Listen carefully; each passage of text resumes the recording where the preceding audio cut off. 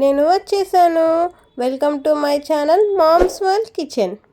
Sunday అంటే non veg ఉండాల్సిందే అనే వారి కోసం ఈ మటన్ గ్రేవీ కర్రీని ఎలా చేయాలో చూపిస్తాను రండి. నేను ఇక్కడ బోన్లెస్ మటన్ తీసుకున్నాను. మీకు ఏది ఇష్టమైతే ఆ మటన్ని తీసుకోండి.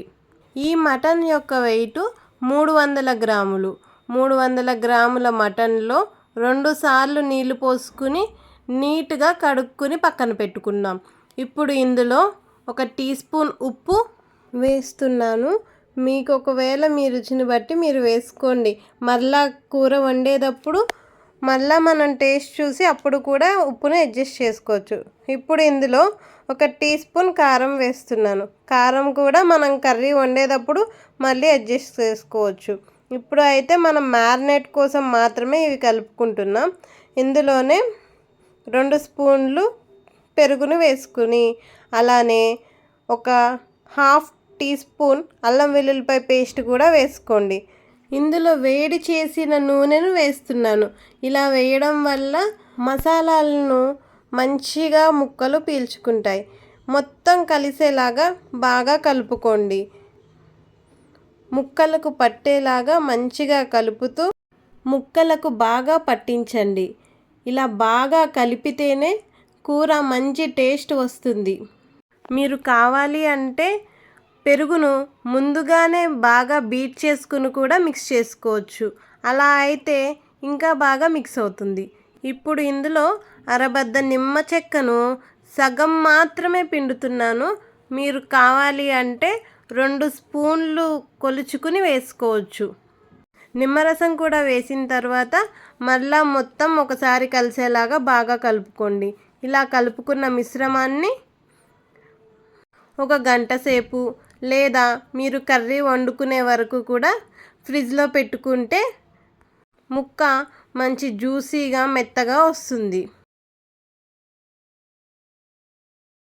ఇప్పుడు మిక్సీ జార్ని తీసుకుని అందులో 4 లవంగాలు, 4 మిరియాలు, 2 ఇలాచి, 1 ఇంచ్ దాల్చిని వేసుకోవడం వల్ల కూరకి మంచి స్పైసీనెస్ని టేస్ట్ని యాడ్ చేస్తుంది.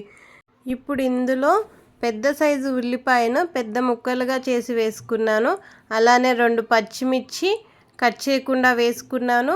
3 టమాటాలు చిన్నవైతే 3, పెద్దవైతే 2 ముక్కలు చేసి వేసుకున్నాను. అలానే అల్లం వెల్లుల్లిపాయ పేస్ట్ 1/2 స్పూన్ వేస్తున్నాను. మొత్తాన్ని మెత్తని పేస్ట్ అయ్యే వరకు మిక్సీ చేసుకుందాం. ఇలా మెత్తని పేస్ట్గా చేసుకున్న తర్వాత స్టవ్ మీద కుక్కర్ని పెట్టుకుని అందులో 1 స్పూన్ ఆయిల్ని యాడ్ చేసుకోండి. ఆయిల్ని కొంచెం తక్కువే యాడ్ చేసుకోండి. నాన్ వెజ్ అని ఎక్కువైతే యాడ్ చేసుకోకండి. ఆయిల్ ఎక్కువ యాడ్ చేయడం వల్ల ఇప్పుడు చాలా హెల్త్ ఇష్యూస్ వస్తున్నాయండి. అందుకే నేను ఆయిల్ని కొంచెం తక్కువగానే వాడుతున్నాను. ఇప్పుడు మనం ముందుగా పేస్ట్ చేసి పెట్టుకున్న టమాటా పేస్ట్ని కుక్కర్లో యాడ్ చేసుకుని మొత్తం మంచిగా కలుపుకోండి. ఇలా కలుపుకున్న దానిపై మూత పెట్టుకొని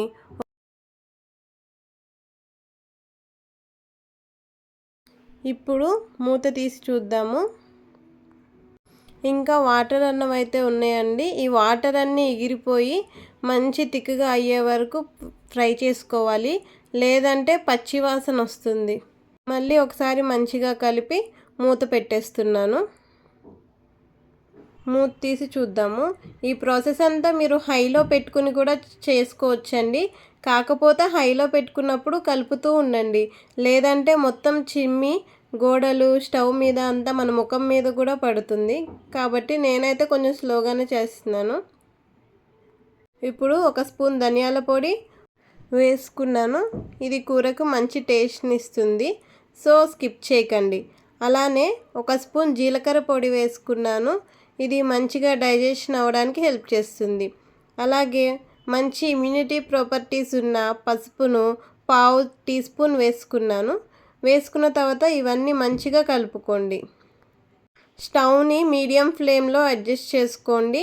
చెప్పాను కదండి, మీకు కావాలంటే హై ఫ్లేమ్లో కూడా పెట్టుకోవచ్చు. కొంచెం వాటర్ పోయి డ్రై అయిన తర్వాత హై ఫ్లేమ్లో పెట్టుకొని వేపుకున్నా కూడా పర్లేదు. కానీ మాడకుండా జాగ్రత్త పడండి. నేను స్లోగా చేస్తున్నాను కాబట్టి మాటికి మూత పెట్టి తీస్తూ ఉన్నాను. మీరు ఒకవేళ టైం లేదు ఫాస్ట్గా అయిపోవాలి అంటే హైలోనే పెట్టుకుని ప్రాసెస్ మొత్తం చేసుకోవచ్చు. ఈ గ్రేవీ మొత్తం గిన్నెకు అంటుకోకుండా ఫ్రై అయిన తర్వాత ముందుగా మ్యారినేట్ చేసి పెట్టుకున్న మటన్ ముక్కలను వేసుకుని హైలోనే పెట్టుకుని కలుపుకోండి. హైలో పెట్టడం వల్ల మటన్ ముక్కలు అన్నవి గట్టి పడకుండా జ్యూసీగా ఉంటాయి. ఇప్పుడు మూత పెట్టుకుని ఇంకో 5 మినిట్స్ ఆగి చూద్దాము. ఇప్పుడు ఇందులో ఒక స్పూన్ కారం వేస్తున్నాను. ఇందాక ఆల్రెడీ వేసుకున్నాం కదా, కావాలి అంటే మన టేస్ట్ని బట్టి అడ్జస్ట్ చేసుకోండి. కారం ఎక్కువ తినే వాళ్ళైతే ఎక్కువ వేసుకోండి.